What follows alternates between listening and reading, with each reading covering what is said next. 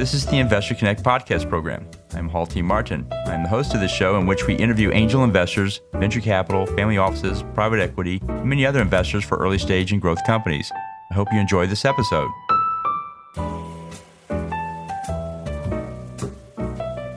Investor Connect is a 501c3 nonprofit dedicated to the education of investors and startups for fundraising.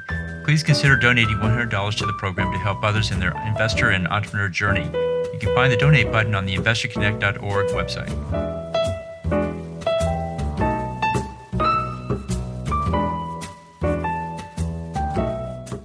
Well, hello, this is Hall Martin with Investor Connect. Today we're here with Luis Rivera, Managing Director at HEXA Ventures. HEXA Global Ventures is a seed capital investor that brings more than just capital. They have created an ecosystem consisting of resources, experience, talent, and specific service companies to help visionary entrepreneurs shape the best ideas into great companies. Luis, thank you for joining us. Hal, thank you for having me. Pleasure. Great. So let's start with your background before investing in early stage companies. What did you do before this? Yeah, no, absolutely. So for starters, I'm originally from Caracas, Venezuela. So I guess the first thing that I did was I went to high school in the United States.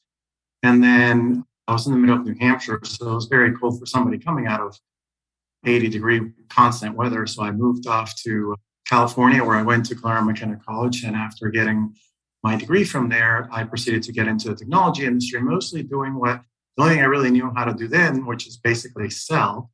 And I started with a big conglomerate called Nat Steel, which basically had me go selling software and hardware into Latin America, and slowly progressed. And as I graduated from that, I basically went into other companies, opening international offices, which was great experience from an operational point of view, just because you have to set up everything. And then you have to actually figure out how to sell, how to market, et cetera, et cetera. And then from there, I graduated, I guess, and started selling in the domestic market, so US. And eventually, in one of those jobs, I became the CEO, taking it from 4 million to roughly 60 in public. So I guess to answer your question, my background is mostly operational. I have been the hired chief revenue officer for a lot of different companies in which it's the VC that brings me in, or private equity, just because they're trying to figure out what to do with that portfolio company. So that's really my background. From there, obviously done this a bunch of times, and also been the president and CEO of several different companies. And therefore, from an operational point of view, it fits very well. Great. So what excites you right now? To be honest, everything that's taken place in the HR tech space is huge. And the reason why it's huge is because whether you look at it because of COVID or because of the Great Resignation or even Black Lives Matter movement, a lot has changed. And more importantly, now with companies working remote from home, you got to start figuring out how to get even better productivity, which people have seen increases. But the question is, how do you make that continue to be the case? And so that, I think, it's pretty exciting. Any company that's either trying to improve productivity or even there's a huge talent shortage, which means that we got to find more people in other places, which means a lot of upskilling. So those are the things that excite me right now. Well, great. Well, you see a lot of startups and a lot of investors out there. What's your advice for people investing in startups? What do you tell them to do before they write that check?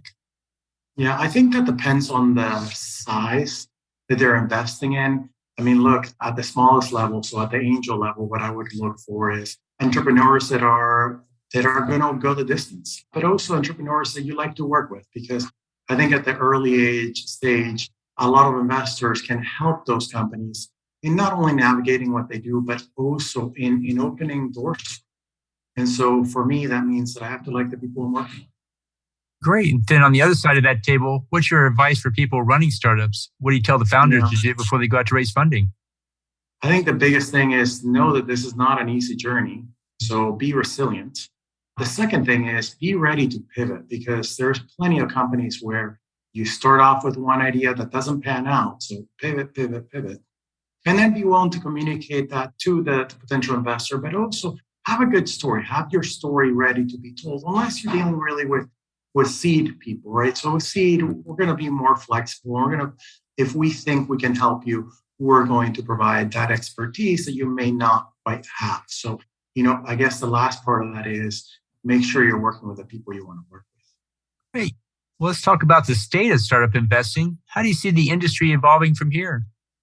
So look, I think there is just a phenomenal amount of money being poured in. I think that's going to change, whether it's because of interest rates, whether it's because of economy slowing down, or whatever it may be. But there is still going to be plenty of money out there. The question is who's going to get it. And I think what we're going to start seeing more is there's been a lot of companies that have just been able to raise money and they may not have their product fully fledged. And I think you're going to start seeing investors asking for products being built better and valuations not being as high. So sure, companies that are doing very well and are killing it, they're going to continue to get the huge valuations. However, I think investors are going to be more selective as to where they put their money. And so what do you think is the biggest change we'll see in, say, the next 12 to 24 months?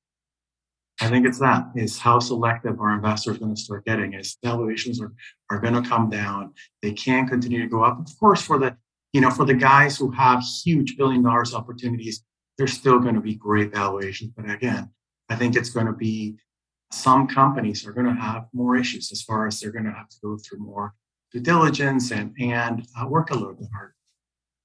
Great. Well, let's talk about your investment thesis. What is it and what's your criteria for making it a startup investment? So for starters, we really believe that what we have created is unique. So what we have is an ecosystem. We've built 6 different companies to help the particular investments that we make succeed. And so today we can say 9 out of 10 of the investments that we make succeed. That means that they have either exited from our portfolio because they did a raise and we decided to exit, and or because they actually ended up getting bought out. So what we believe is that by adding those extra incentives, we can make most companies succeed. And what we really are trying to do is focus on particular areas. So we're big into HR tech.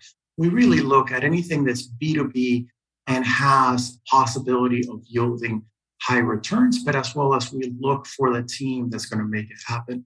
So we believe with the addition of our 6 different portfolio companies that we've created specifically to help companies such as being able to hire engineers, such as co-working space, marketing, sales. So we have specific things that we can bring to the table to make it successful.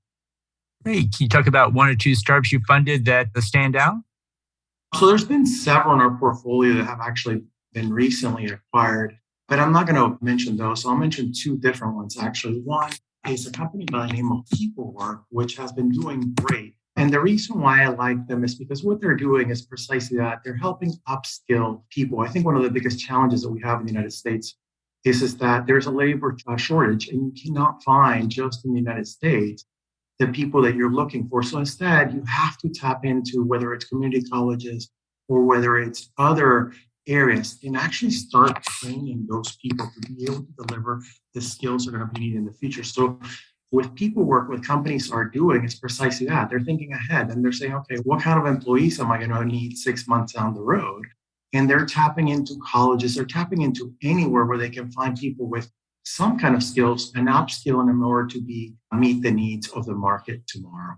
Another one, which is similar, the reason why I like it, is a company by the name of Perks. It's getperks.io. And first of all, they've been getting a lot of traction. But second, the reason why it's a good investment, at least for us, is because what they're really doing is helping you retain your employees, is about engagement.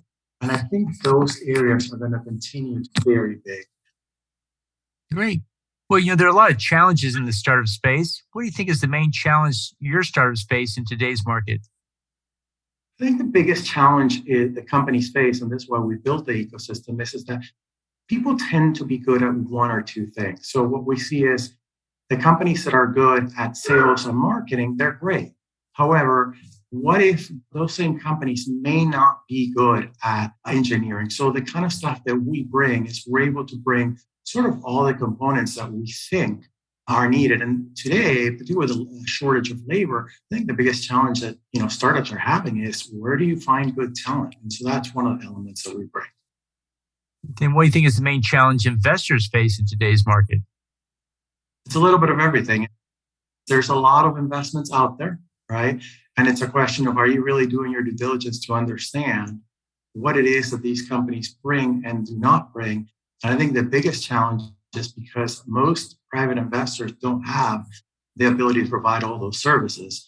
you really have to be very selective as to what you pick. I mean, and I think that's only going to get tougher. So I think that's why I would rely on either a VC or some kind of party that sort of helps with the investment, because it's not just about providing funds. It's also about ensuring, particularly at the seed stage, is about making sure that those companies have the introductions or have the connections or have the board members that they need in order to really succeed. Great. Well, you mentioned an interest in HR tech earlier. There's a lot of opportunities in that space. What subsectors and applications do you think are really good ones for investors to look at?